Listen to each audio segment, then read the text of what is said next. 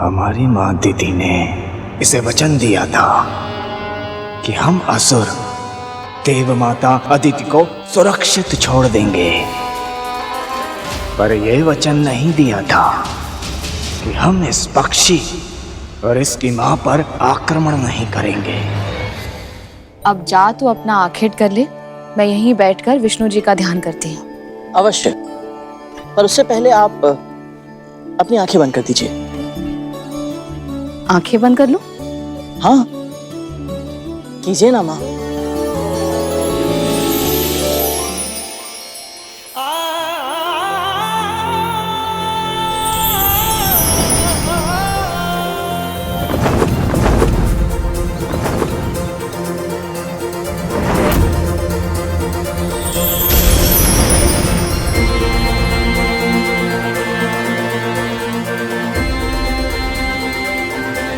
माँ,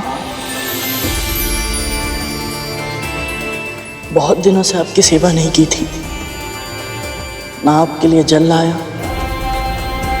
ना रात में पंखा जला, ना आपके चरण दबा पाया। आपकी सेवा के बिना जीवन अधूरा सा लगता है माँ।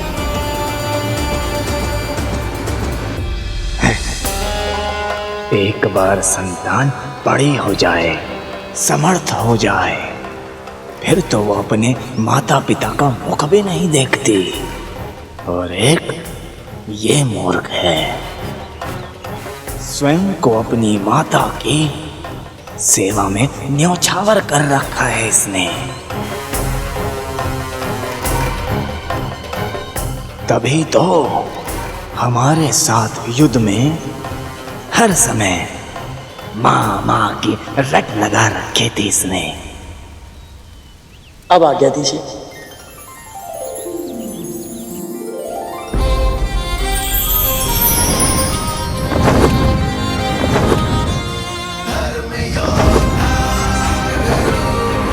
अब मिला प्रतिशोध लेने का अवसर।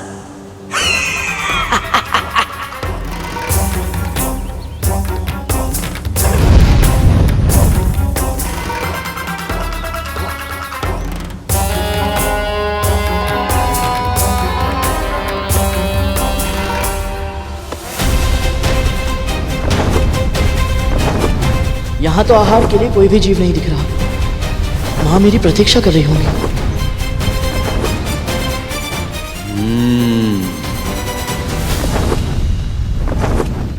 ये मेरी माया का चमत्कार है गरुड़। मैंने सभी जीवों को तुम्हारी दृष्टि से ओझल कर दिया है।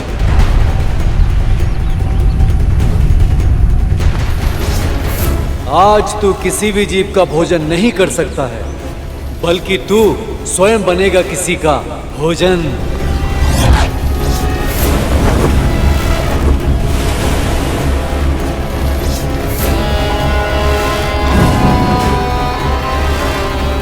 हे भोलेनाथ, हे दीनानाथ, मेरी सहायता कीजिए। हे भोलेनाथ, मेरी सहायता कीजिए। अपने भक्तों पर कृपा कीजिए। हे भोलेनाथ, अपने भक्तों की सहायता कीजिए। हे दीनानाथ, मुझ पर दया कीजिए। तुम कौन? भयभीत मत होइए, मैं आपकी सहायता करने के लिए आया। तुम कौन हो बालक? तुम मेरी क्यों सहायता करना चाहते हो? बस आप यही समझ लीजिए कि मैं भी आप ही की तरह एक भक्त हूँ।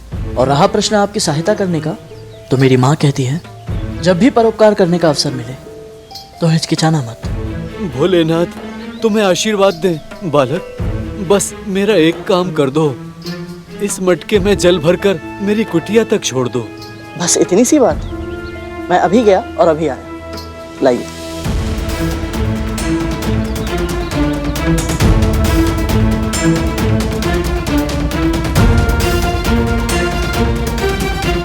अंततः गरुड़ फंस ही गया मेरे जाल में। ये स्वयं ही मृत्यु की ओर बढ़ रहा है।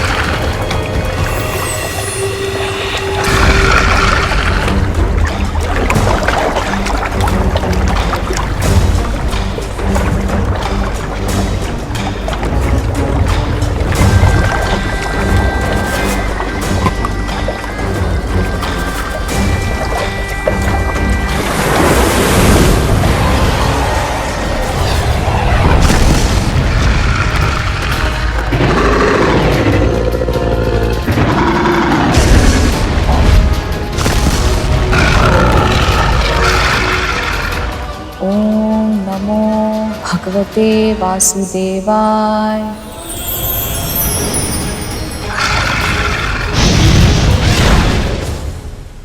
ये संघर्ष तेरी मृत्यु की आहट है गरुड़।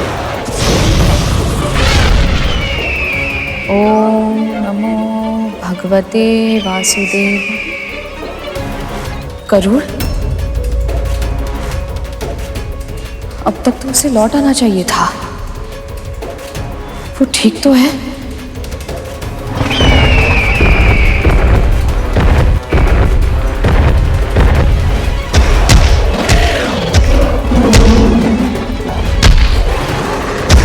कहाँ रह गया? मैं उसकी प्रतीक्षा में यूं बैठी नहीं रह सकती। मुझे अपनी मन की आंखों से ढूंढना होगा उसे।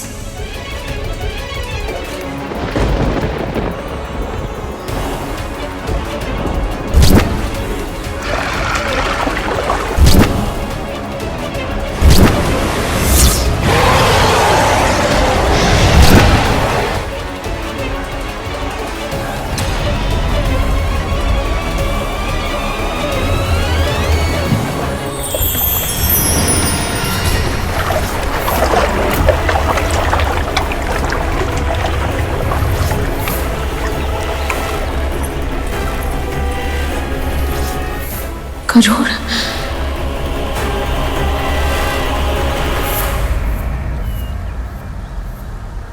माँ, आप यहाँ?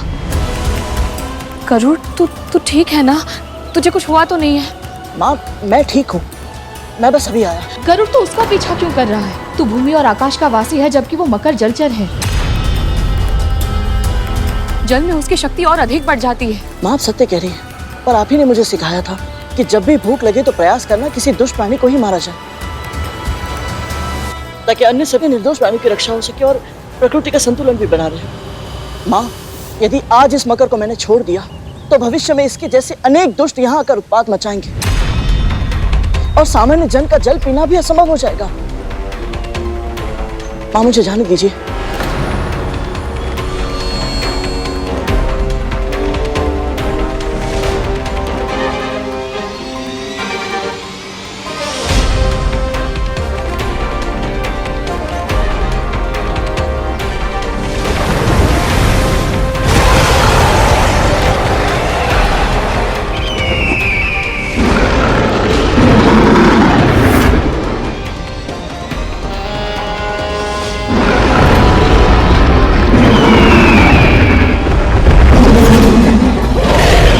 यमराज को इतनी प्रतीक्षा मत कराओ मगरराज, शीघ्र ही शिकार करो इस पक्षी का।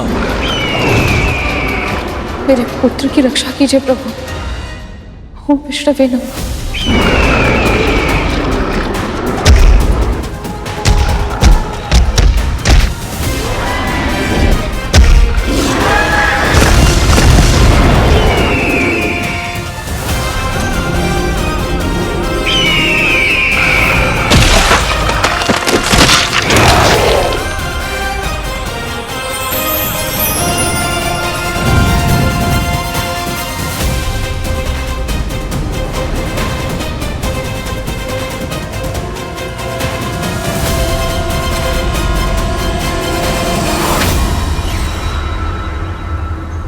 राहु,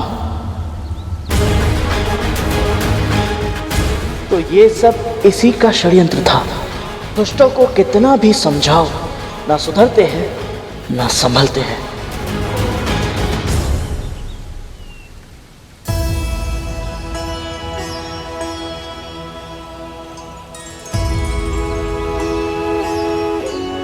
अब शांत हुई तेरी भूख? बुराई का नाश करके केवल भूख ही नहीं, मन भी शांत हो गया। माँ, चल अब घर चलते हैं। कद्रू दीदी प्रतीक्षा कर रही होंगी। और माँ, वो शेष बातें हम घर चल के करेंगे। गरुड़, चल अब। ये भी अवसर हाथ से निकल गया, किंतु मुझे शीघ्र ही माँ को बड़ी माँ की मंशा से अवगत करना होगा।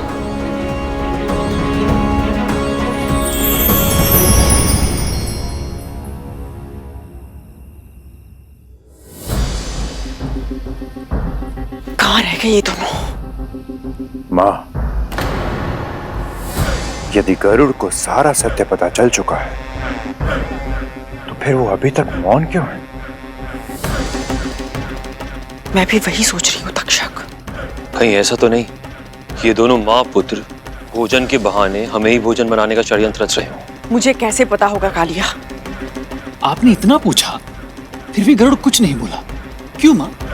हाँ माँ, अगर हमें पता ही नहीं चलेगा कि उसे क्या पता है वो कितना, तो हम उसे नियंत्रण में कैसे रख पाएंगे? प्रश्न प्रश्न प्रश्न, तुम लोगों को केवल प्रश्न पूछने के लिए जन्म दिया है ना मैंने।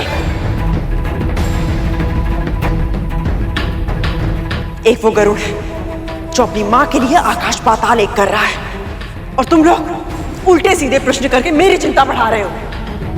जब कुछ करते हैं तब भी डांट पड़ती है और जब कुछ नहीं करते तब भी डांट पड़ती है।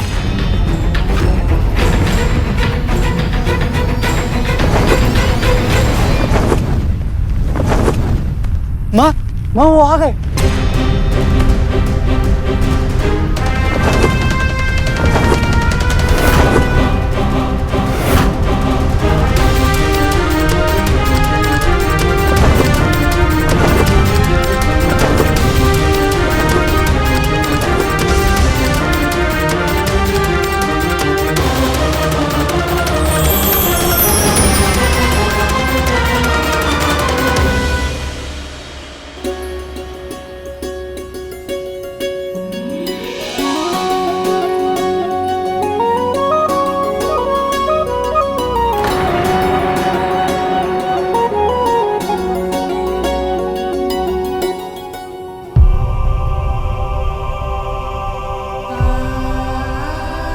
ये घाव कैसे लगे तुझे?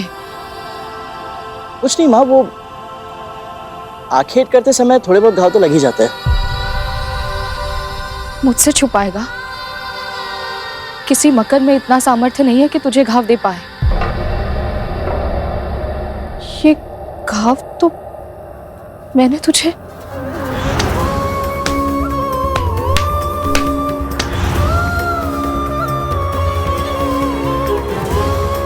माँ, कुछ नहीं हुआ है मुझे। कैसे नहीं हुआ? तुझसे बिना कुछ पूछे इतना मारा और तू भी चुपचाप मार खाता चला गया। इतने विकट असुरों से युद्ध करके आया, तुझे कुछ नहीं हुआ और मेरे मारने से इतने घाव। ये संसार में किसी के भी प्रहार का कोई भी प्रभाव नहीं पड़ता मुझ पर, और जब आप मारेंगी तो कष्ट तो होगा ना माँ।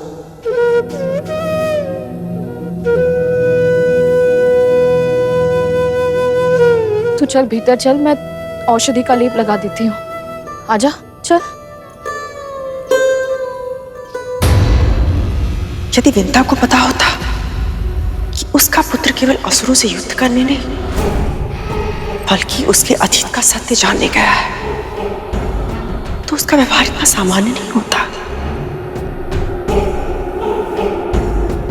इसका अर्थ है गरुड़ ने अपनी यात्रा के विषय में अपनी मां को कुछ नहीं बताया।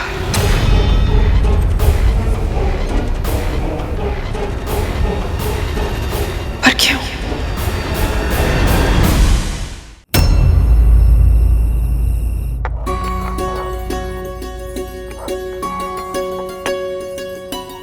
माँ, मुझे दीजिए, मैं पीसता औषधि। लाइए। नहीं, चोट भी खाएगा और औषधि भी स्वयं बनाएगा तो माँ क्या करेगी? पर माँ, गरुड़, जैसे तुझे मेरी सेवा करके आनंद मिलता है वैसे ही मुझे भी तेरे लिए कुछ करके प्रसन्नता मिलती है। तू अपनी माँ को प्रसन्न नहीं देखना चाहता? जा वहां जाकर बैठ जा।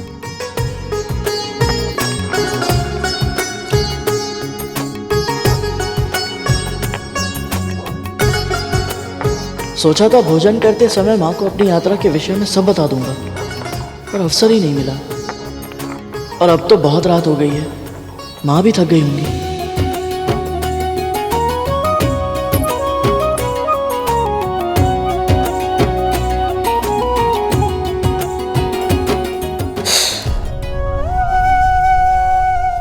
औषधि लगा रही हूँ तो जलन हो रही है। जब मार रही थी तब तो आ तक नहीं की। उस समय तो मेरा पूरा ध्यान आपके दुख पर था ना माँ। तो अब भी अपना ध्यान कहीं और केंद्रित कर ले। चल बता, तुझे कैसे पता चला कि अदिति माँ कहाँ तपस्या कर रही हैं और उन्हें तेरी सहायता की आवश्यकता है?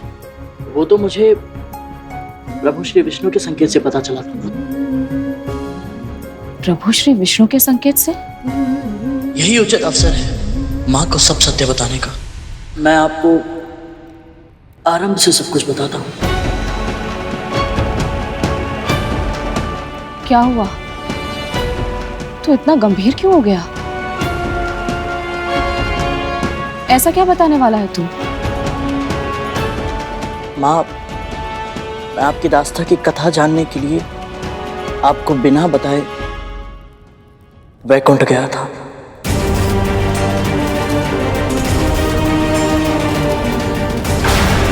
वैकुंठ?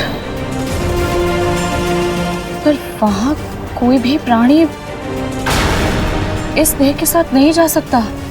यदि माँ का आशीर्वाद साथ हो तो असंभव भी संभव है। माँ, स्मरण है आपने मुझे 7 और लोगों के बारे में बताया था। मैं एक एक करके सबके पार गया।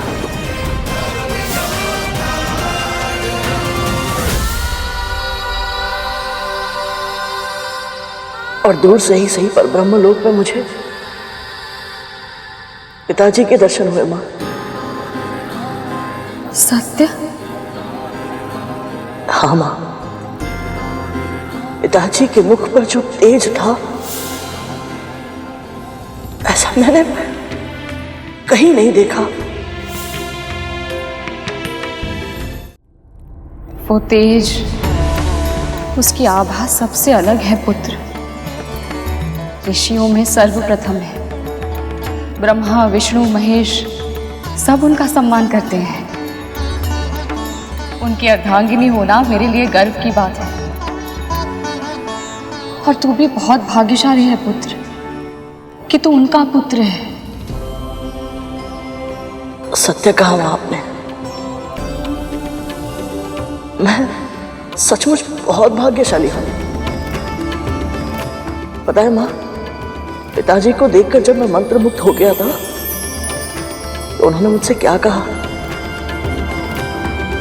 पुत्र गरुड़, एक बार किसी कार्य को करने का निश्चय कर लो तो फिर मन को भटकने नहीं देना चाहिए। जाओ और अपने लक्ष्य को पूरा करो। इसका अर्थ है स्वामी ने गरुड़ की इस सत्य जानने के लिए की गई यात्रा का समर्थन किया। तेरे पिता सांसारिक विषयों में आसक्त नहीं होते, उनसे उदासीन रहते हैं, पर फिर भी तुझे यात्रा के लिए आशीर्वाद दिया। ये बहुत बड़ा सौभाग्य है। माँ, पिताजी के वचनों से उत्साहित होकर मैं और ऊपर उड़ा। फिर जब मैं वैकुंठ पहुंचा तो एक भयंकर काले नाग ने मेरा मार्ग रोक लिया।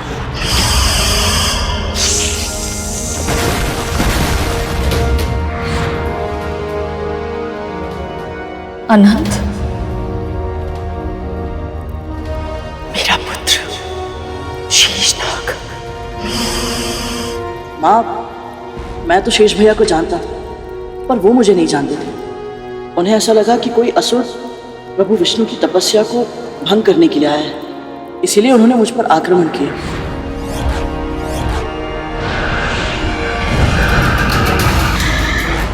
पर फिर एक बार आपने मेरी रक्षा की। क्या संबंध है तुम्हारा विंता माँ से? ब्रह्मपुत्र कश्यप और दक्ष प्रजापति की पुत्र माँ विंता का पुत्र हूं मैं, गरुड़।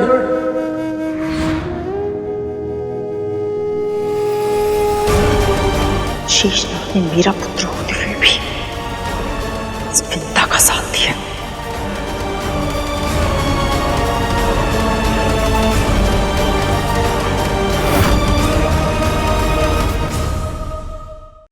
इतने वर्षों से उसे देखा नहीं है, वो सकुशल तो है? हाँ माँ, शेष भैया बिल्कुल ठीक है। इतनी दूर होकर भी वो प्रतिदिन आपको और बड़ी माँ को स्मरण करते रहते हैं।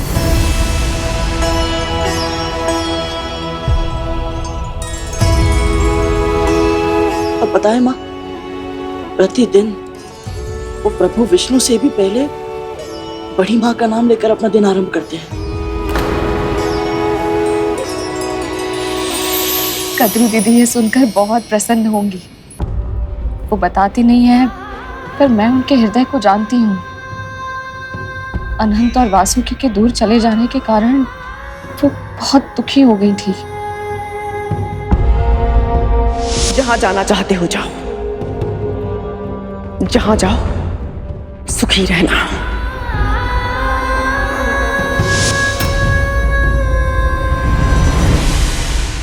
बड़ी माँ और आपके आशीर्वाद से शेष भैया की तपस्या सफल हो गई थी माँ, और वो वैकुंठ भी पहुंच गए थे। पर अभी तक उनकी भेंट प्रभु श्री विष्णु और माँ लक्ष्मी से नहीं हो पाई,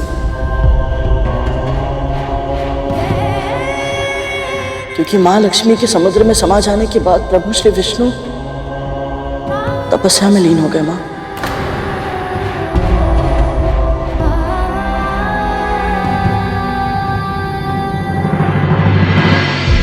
क्या प्रभु विष्णु के दर्शन मिले तुझे?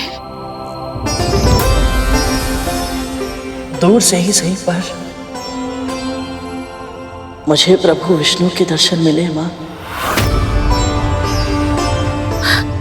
तो बोल ना, कैसे दिखते हैं मेरे प्रभु? उनके निकट होने पर जिस दिव्यता, जिस पवित्रता का आभास होता है, उसका वर्णन शब्दों में करना संभव है माँ। और आपका आदेश है तो प्रयास अवश्य करूंगा।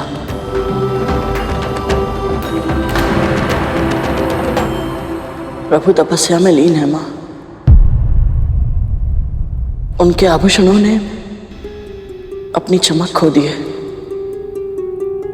क्योंकि समस्त ब्रह्मांड श्रीहीन हो गया है।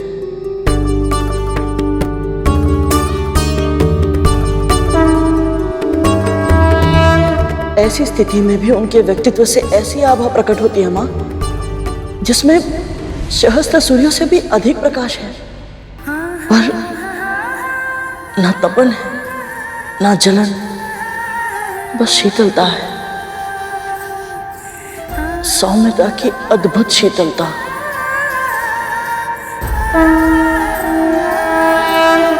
माँ, आपको स्मरण है आपने मुझे आशीर्वाद दिया था कि मुझे प्रभु श्री विष्णु की भक्ति का सौभाग्य मिले? जब मैंने उन्हें देखा तब मुझे समझ आया कि आपके उस आशीर्वाद के पीछे मेरे सुख की कामना छिपी थी। ये सुनकर मुझे बहुत अधिक प्रसन्नता हो रही है गरुड़। अल्पायु में ही तुझे प्रभु श्री विष्णु के साक्षात दर्शन हो गए। ये मेरे लिए गर्व की बात है। ऐसा लग रहा है जैसे मेरी वर्षों की तपस्या का फल मिल गया हो मुझे। बस अब तुझे किसी की बुरी दृष्टि ना लगे।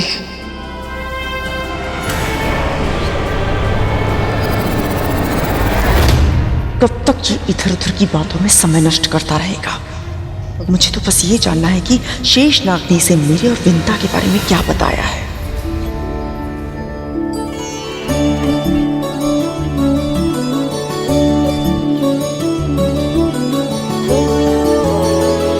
गरुड़, अनंत ने क्या कहा तुझसे?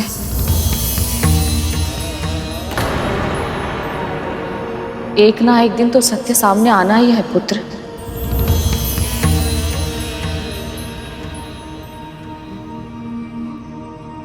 शेष भैया ने मुझे सब कुछ बताया माँ, आरंभ से, कि कैसे आप और बड़ी माँ के मध्य स्नेह था, आप पर प्राण न्यौछावर करती थी वो। अस्वस्थ होने पर रात रात भर जागकर आपकी सेवा करती थी।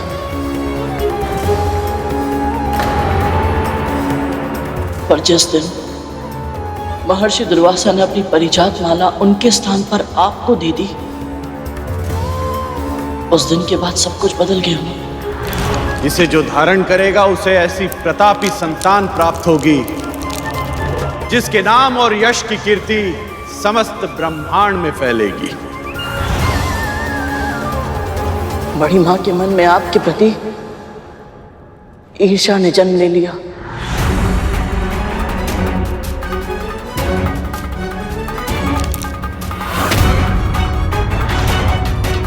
और मैं समझ ही नहीं पाई। अवगुण ऐसे ही होते हैं माँ, समय रहते हम उन्हें पहचान नहीं पाते। कभी कभी हम स्वयं उसका शिकार बन जाते हैं और हमें आभास भी नहीं होता। जैसे कि मेरे और अरुण भैया के जन्म से पहले नागों के जन्म के कारण आप भी ईर्ष्या का शिकार बन गई थी।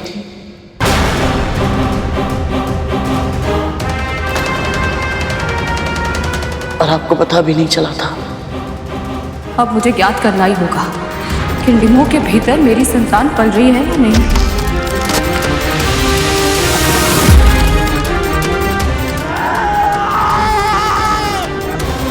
मैंने अरुण के डिम के साथ जो पाप किया था, इसे उसके बारे में पता है।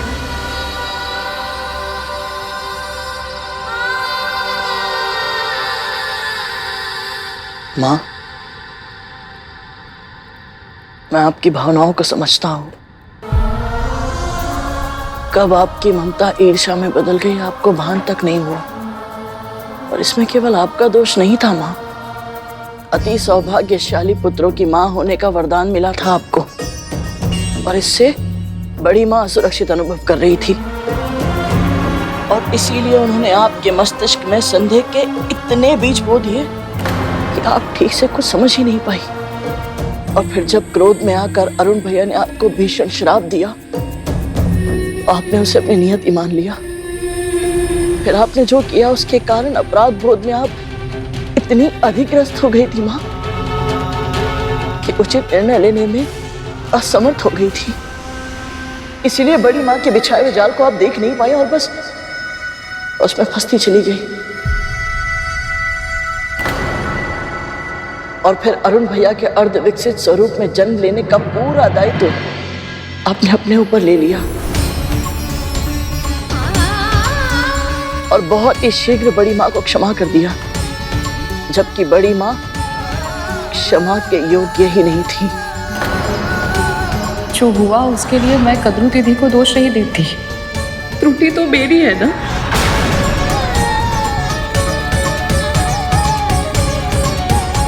ये सब अनंत ने कहा तुझसे?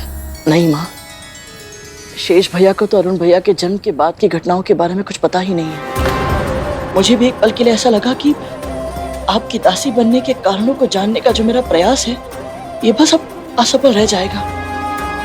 पर प्रभु श्री विष्णु ने मुझे संकेत दिया कि मैं अदिति माँ के पास जाऊं।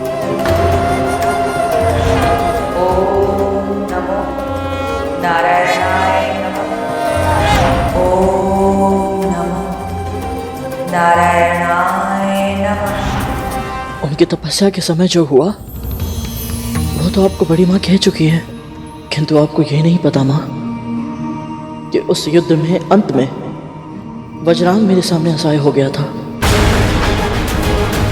ऐसा क्या हुआ था जो वज्रांग गरुड़ के सामने असहाय हो गया था? रुक जाओ पुत्र, रुक जाओ। फिर जब उसे छुड़ाने के लिए दीति माँ वहां पहुंची तो मैंने हट कर दी। मैंने वो सब कुछ जान लिया दीति माँ से जो शेषनाग भैया नहीं जानते थे।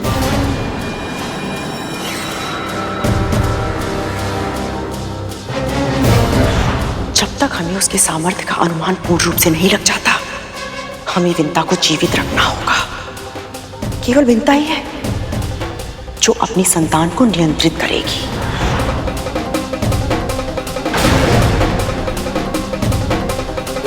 तो दीति ने बताया है इसे मेरा सत्य।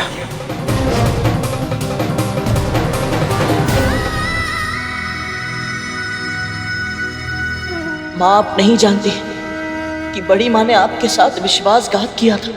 आपके शर्त लगाने के अवगुण का लाभ उठाकर उन्होंने छल किया आपके साथ माँ। उस घोड़े उच्छा शवा की पूंछ काली नहीं श्वेत थी।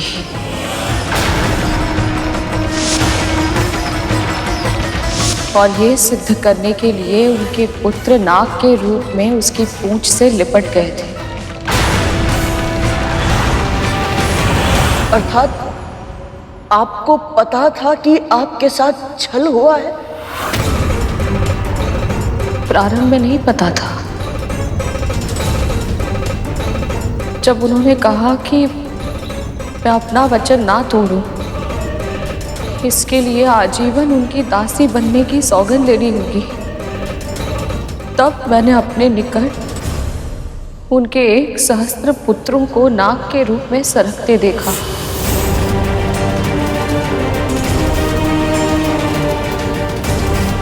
तभी मैं समझ गई थी कि कद्रू दीदी वो शर्त कैसे जीती थी।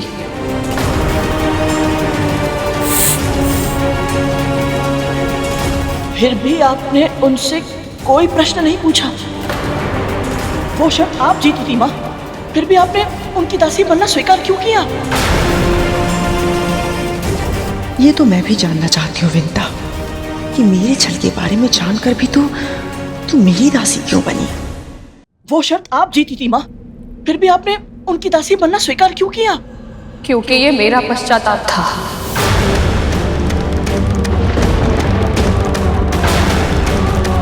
भले ही कद्रू दीदी धोखे से वो शर्त जीती थी, पर शर्त लगाकर जुआ खेलने का महापाप तो मैंने किया था ना।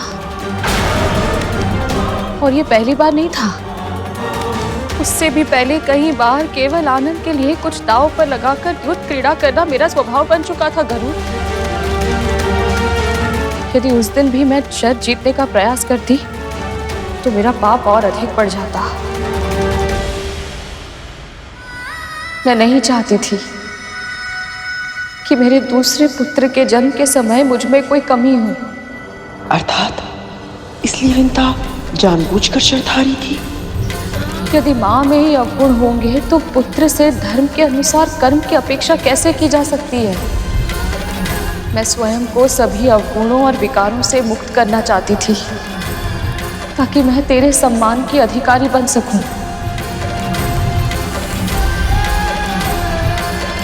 इसीलिए मैंने कद्रू दीदी को वचन दिया था, ईश्वर को साक्षी मानकर।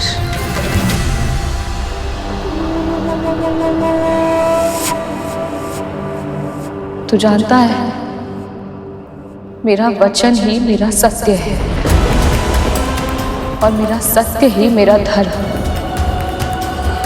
मैं अपने धर्म से विमुख नहीं हो सकती गरुड़।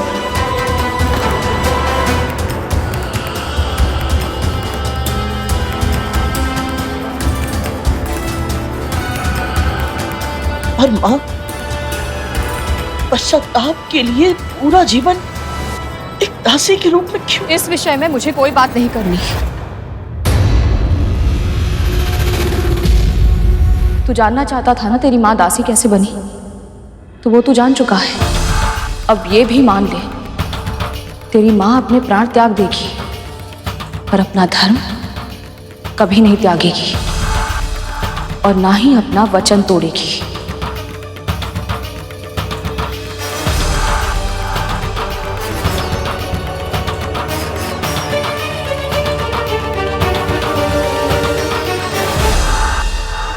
ये तो मैं जानती थी कि विंता तेरे लिए वचन और धर्म सर्वोपरि है, और तेरी इसी विवशता का लाभ उठाऊंगी मैं।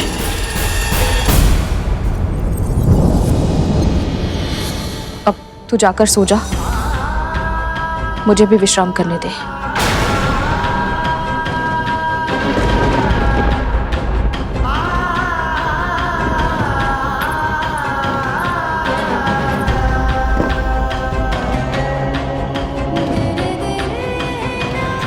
जब माँ ही नहीं चाहती तो इन्हें दास्ता से मुक्त कैसे कराऊंगा मैं?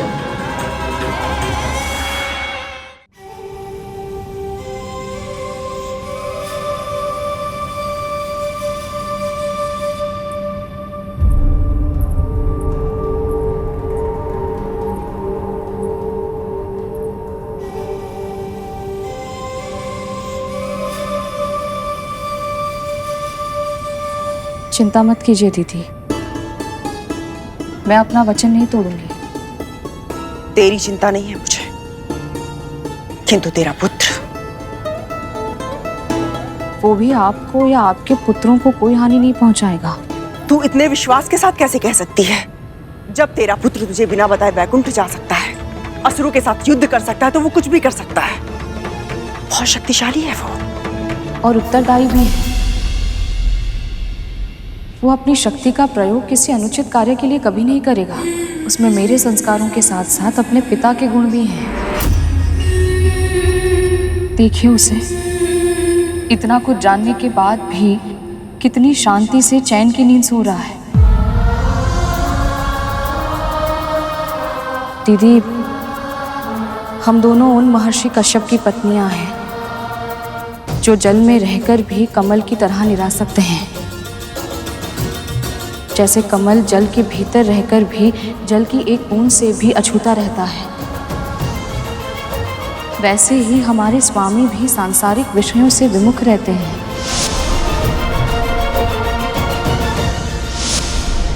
ये सब मुझे ज्ञात है। तू वो बता जो तुझे लगता है कि मुझे नहीं पता है। मैं केवल इतना कहना चाहती हूँ कि आपको हमारे स्वामी से प्रेरणा लेनी चाहिए। यदि आप हर समय अपने पुत्रों की सुरक्षा की चिंता में डूबी रहेंगी तो आपको शांति कैसे मिलेगी? आपको स्मरण है, दीति दीदी जब संतान प्राप्ति की इच्छा से स्वामी के पास गई थी तो क्या हुआ था? क्या हुआ था? सूर्यास्त की बेला थी और स्वामी तपस्या में लीन थे।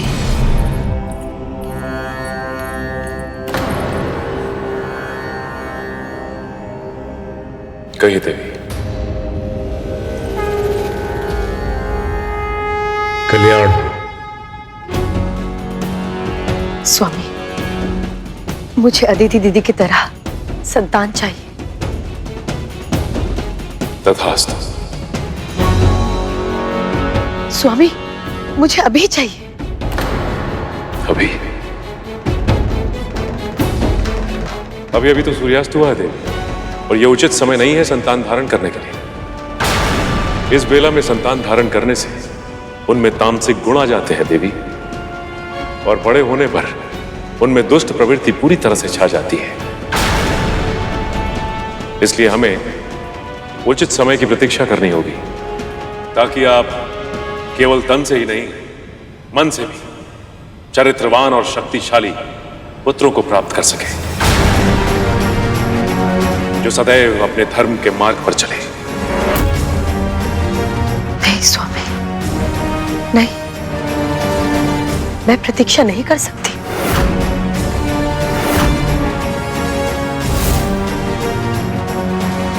तू मुझे जितना भी समझा ले विंता, किंतु मेरे पुत्रों का ही सर्वस्त्र राज होगा, जो अगर उनके जीवित होते हुए संभव नहीं है।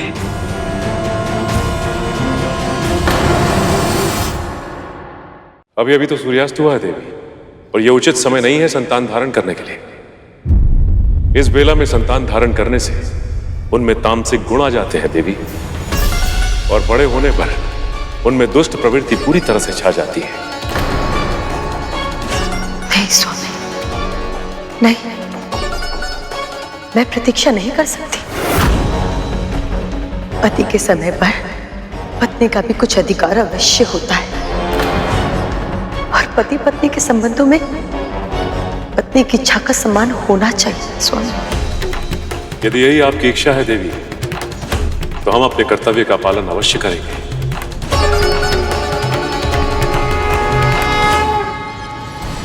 जैसा उन्होंने कहा था बिल्कुल वैसा ही हुआ। असुरों में जन्म से ही तामसिक गुण थे। वो स्वभाव में क्रूर थे और दूसरों की पीड़ा में ही आनंद लेते थे। उन्हें अनुशासन में रखना दीति दीदी के लिए भी कठिन था। पिता होने के नाते स्वामी ने देवों और दानवों को समान रूप से धर्मशास्त्रों का अध्ययन कराया। देवताओं ने अपनी शिक्षा का अर्थ भी समझा और उसे विश्व कल्याण के लिए अपने कर्म में भी उतारा। पर असुरों ने धर्म और तपस्या का मार्ग केवल तब चुना जब उन्हें ईश्वर को विवश करके वरदान लेना था, और फिर उन्होंने उस वरदान का उपयोग सदैव विनाश के लिए ही किया। जब ऐसा बार बार होने लगा तो स्वामी अपनी संतानों से निरासक्त हो गए। शिक्षा देने के बाद उन्होंने सभी संतानों को अपने कर्म के अनुसार फल भोगने के लिए छोड़ दिया। अपनी संतानों के विवादों में ना वो किसी की रक्षा के लिए बीच में आए और ना ही किसी के समर्थन के लिए। जैसे ना वो मेरे लिए आए, ना ही मेरी संतानों के लिए, है ना? मैंने ऐसा नहीं कहा दीदी। नहीं कहा, किंतु कहना यही चाहती थी ना। तेरा पुत्र वैकुंठ से लौट आया तो तू अपना स्थान भूल गई है। मत भूल कि तू एक दासी है। तू मुझे ज्ञान देने का प्रयास कर रही है। मुझसे एक ज्ञान ले, ध्यान से सुन। पिता निरासक्त हो सकते हैं, किंतु एक मां अपने तन से एक नए जीवन को जन्म देती है, तो वो भला अपनी संतानों के लिए निरासक्त कैसे हो सकती है? उसकी केवल इतनी ही कामना होती है कि उसके पुत्रों का भविष्य उज्जवल हो। वो केवल इतना चाहती है कि उसके पुत्र शक्तिशाली हो, समस्त संसार का सुख भोगे और सब पर राज करे। मां होने के नाते मेरे पुत्रों के लिए जो आवश्यक होगा मैं वो सब करूंगी।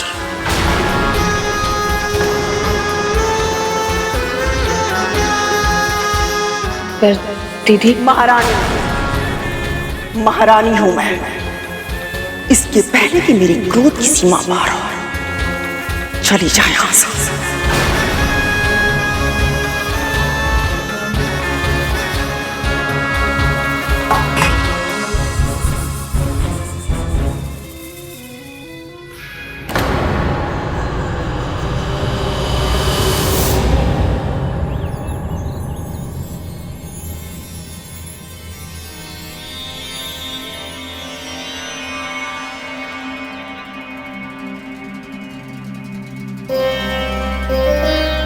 माँ,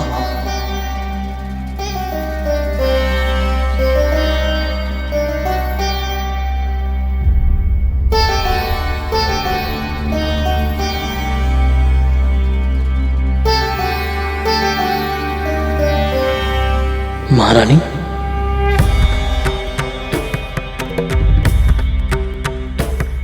वे माता ही सही, किंतु माँ तो मैं भी हूं ना।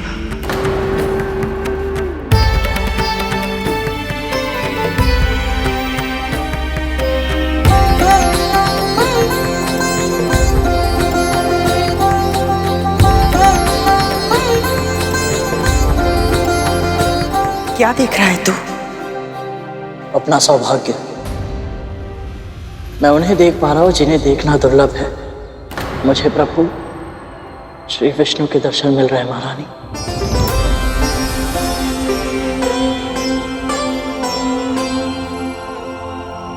मुझे तो वहां कुछ नहीं दिखाई दे रहा। तुझे प्रभु कहां से दिखाई दे रहे हैं? जब से मैं वैकुंठ में उनके दर्शन करके आया हूं, तब से जब भी मेरा मन थोड़ी देर के लिए स्थिर होता है, तो मुझे सभी वस्तुओं में, वातावरण में, चारों दिशाओं में बस प्रभु ही दिखाई देते हैं। किंतु ये कैसे संभव है? जब मन में शंका का अंधेरा नहीं, भक्ति का प्रकाश निवास करता हो, तो सब कुछ संभव है महारानी। मेरी आंखों से देखिए, वो जो छोटा बादल दिख रहा है, वो मेरे प्रभु के शीश का मुकुट है, और उसके नीचे जो एक हल्का बादल है, वो उनका श्याम सुंदर मुख है।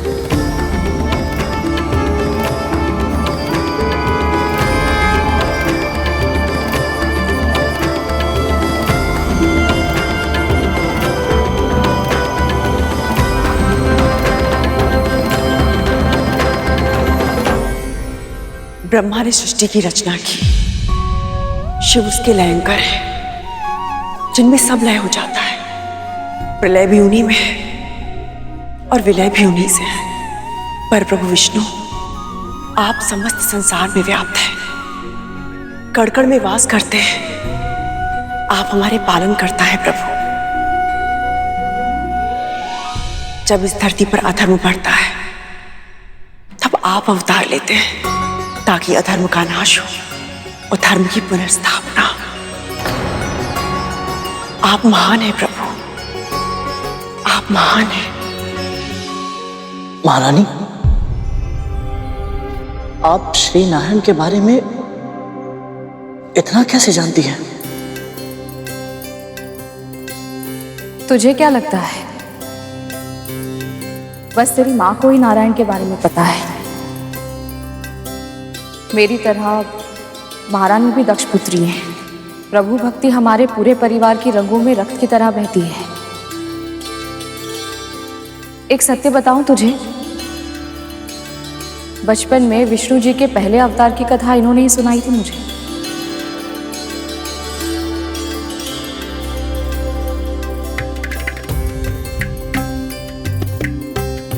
विष्णु जी का अवतार? सत्य मां, प्रभु ने पृथ्वी में जन्म लिया था। पर कौन सा अवतार मां, और क्यों? प्रभु विष्णु कहते हैं जब जब धर्म की हानि होती है और अधर्म की वृद्धि होती है, तब तब सत्पुरुषों का उद्धार करने के लिए, पापियों का विनाश करने के लिए और बुराई को मिटाने के लिए तथा धर्म की पुनर्स्थापना करने के लिए वो प्रकट होते हैं। महारानी, मुझे इस कथा को जानने की बहुत इच्छा हो रही है। हम सभी सुनना चाहते हैं महारानी, और आपसे अधिक सुंदर ढंग से इस कथा को और कोई नहीं कह सकता। सुनाइए ना। ठीक है।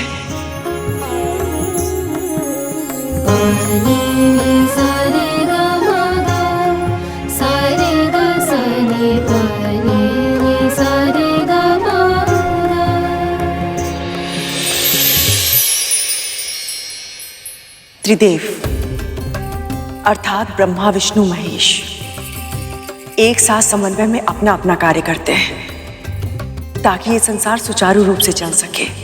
मानव के समय के अनुसार 6 माह का एक अयन होता है। वर्ष में 2 अयन होते हैं, उत्तरायण और दक्षिणायन। एक उत्तरायण देवताओं के लिए 1 दिन के बराबर होता है और एक दक्षिणायन 1 रात्रि के बराबर। इसी प्रकार जब देवताओं के 12 सहस्त्र दिव्य वर्ष पूरे होते हैं तब पूरा होता है चतुर्युग। चतुर्युग? 4 युग अर्थात सतयुग, त्रेता युग, द्वापर युग और कलयुग। ऐसे 1 सहस्त्र चतुर्युगों के बराबर ब्रह्मा जी का 1 दिन होता है और वो दिन समाप्त होने पर नैमित्तिक प्रलय होती है। समस्त सृष्टि का विनाश हो जाता है। भूलोक, भूर्वलोक, स्वर्गलोक सब नष्ट हो जाते हैं। और इस महाप्रलय के बाद ब्रह्मा जी के 1 दिन के बराबर उनकी 1 रात्रि होती है। और ये रात्रि बीतने के बाद सृष्टि के विकास की यात्रा फिर से प्रारंभ होती है। फिर से नया जीवन जन्म लेता है। फिर से संसार 4 युगों में बंटता है और ये समय का क्रम यूं ही चलता रहता है लगातार, जब तक ब्रह्मा जी के 100 वर्ष पूरे नहीं हो जाते तब तक। हे ईश्वर, समय इतना विशाल है, इतना वृहद है, इसकी तो कल्पना भी नहीं थी मुझे। सचमुच में पृथ्वी का ऐसा विभाजन, सृष्टि की यात्रा अद्भुत है।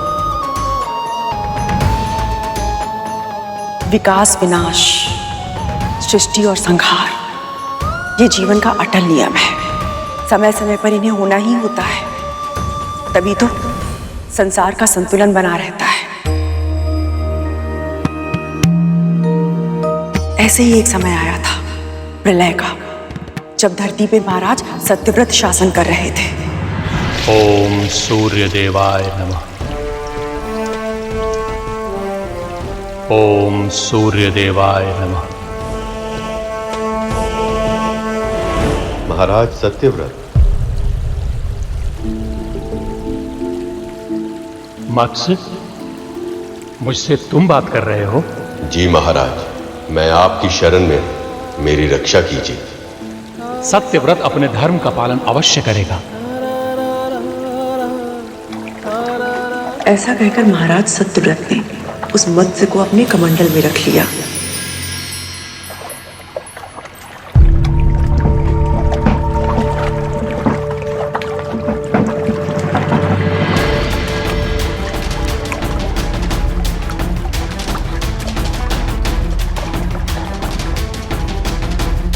पर शीघ्र ही उस मत्स्य के आकार में वृद्धि हो गई और कमंडल उसके लिए छोटा पड़ने लगा।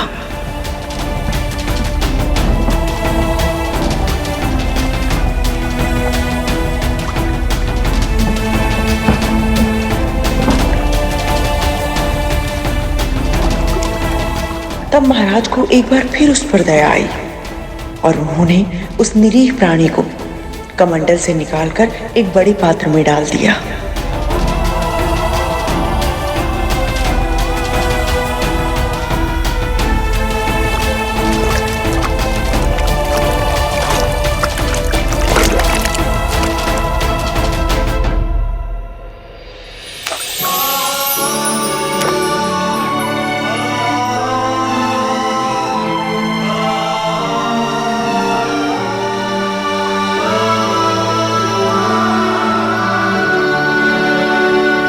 पर फिर एक दिन तीव्र ध्वनि से चौंककर जब महाराज उस कक्ष में आए तो उन्होंने देखा कि वो बड़ा पात्र भी उस मत्स्य को समा पाने में सक्षम नहीं था। मत्स्य का आकार और भी बढ़ चुका था, पात्र टूट चुका था और मत्स्य अपने जीवन के लिए संघर्ष कर रहा था।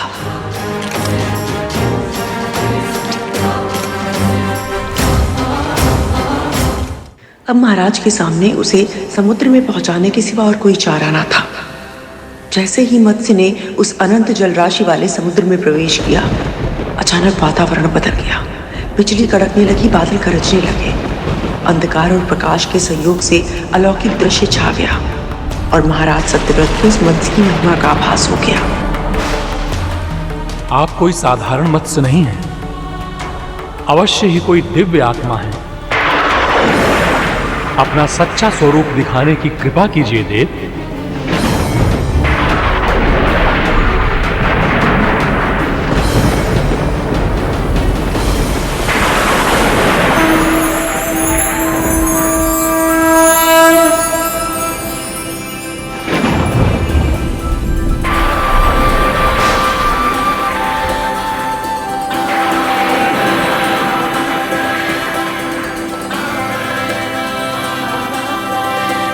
प्रणाम प्रभु।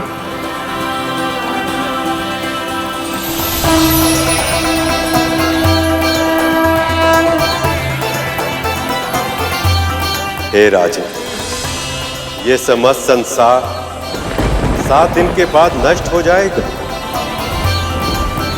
असुर हयग्रीव ने वेदों को चुरा लिया, अज्ञान की कालिमा और उससे उत्पन्न हुई दुष्टता चारों ओर फैल गई है।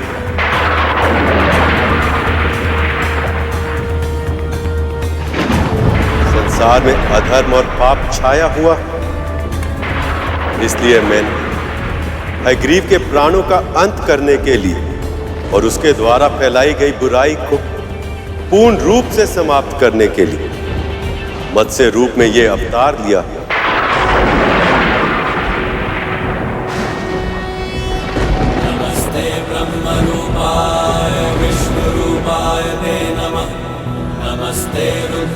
आज से ठीक 7वें दिन पृथ्वी पर विनाश का तांडव होगा।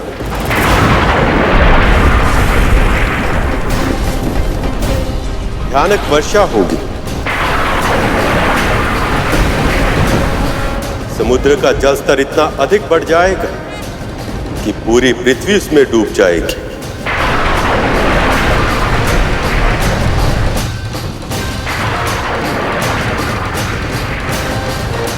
ऐसा विध्वंस होगा कि 10 दिशाओं में जल के अतिरिक्त और कुछ दिखाई नहीं देगा। इसलिए हे राजन, आपको एक ऐसी विशाल नाव का निर्माण करना होगा जिसमें सभी प्रकार के वृक्षों, वनस्पति के बीजों, जड़ी बूटियों, पशु पक्षियों और सप्तऋषि आदि को उस नाव में एकत्रित करना होगा और उसके बाद उस नाव को मेरे मत्स्य अवतार के साथ बांधना होगा ताकि प्रलय काल में मैं आप सबकी रक्षा कर सकूं।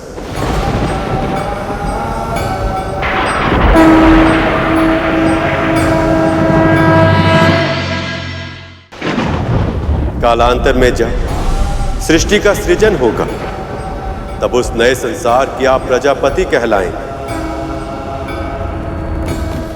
विनाश के मध्य जीवन के संरक्षण और विकास का दायित्व आपको ही निभाना होगा।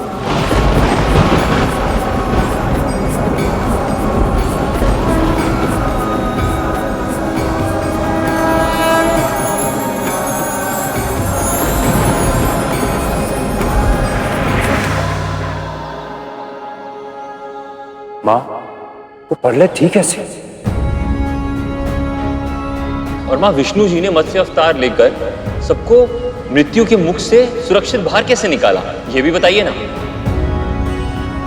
प्रभु विष्णु के आदेश से प्रेरणा पाकर महाराज सत्यव्रत ने एक विशाल नाव बनाई।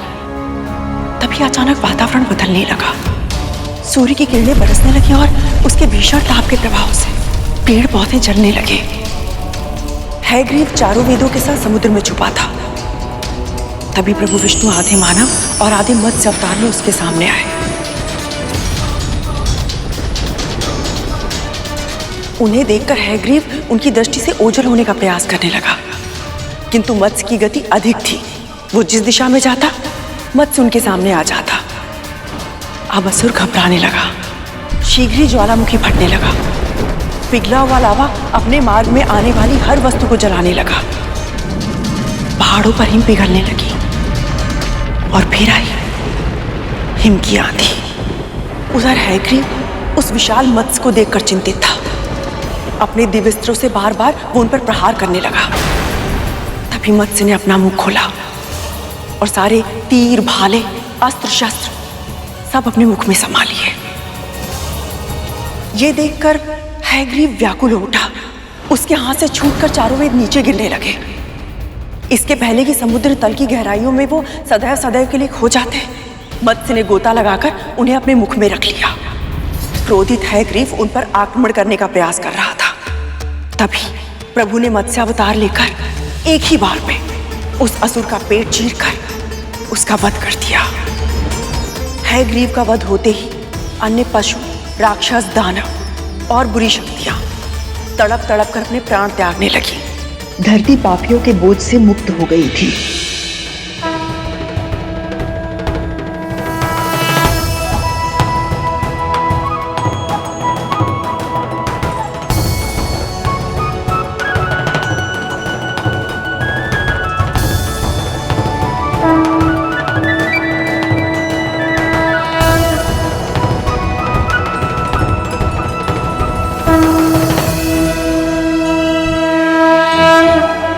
आपकी कथा सुनकर मुझे परम सुख और शांति की अनुभूति हो रही है, किंतु माँ की दास्ता का भार अभी मेरे मन को खाए जा रहा है। कृपा करें महाप्रभु।